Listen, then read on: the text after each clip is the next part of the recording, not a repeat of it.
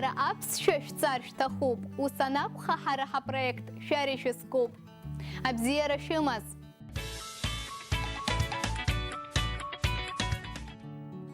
Тема нашего сегодняшнего урока – чувства.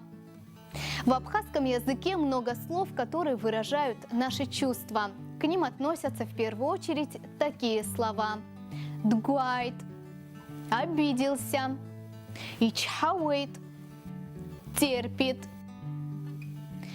я насыживает – прощаю, дгуамцует – сердится, нервничает, ткупсычхауэйт – вздыхает. Послушайте диалог с этими словами. Мадина и Лыхи дзыргуай. Что с Мадиной? Почему она обижена? Уэйс снаги хучкуареп штгуауэт.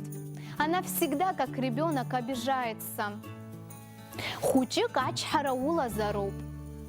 Надо быть немного терпеливым. Да рыцхасшит ткупсычхауат топ. Мне стало ее жаль. Сидит и вздыхает. Запомните эти фразы и вопросы. Сарас гуайт. Я обиделся. Сарас узгуайт. Я на тебя обиделся. Узыргуай. Почему ты обиделся? Узыргуада. Кто тебя обидел? Умгуан. Не обижайся. Ичхам. Потерпи. Исзычхадзом. Не могу терпеть. Дысзычхадзом. Не могу его, ее терпеть. Акырзычхаз акырыбейт. Абзиерас.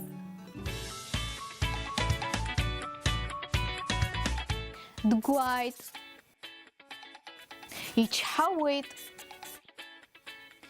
Я насыживает. Дгуамцует.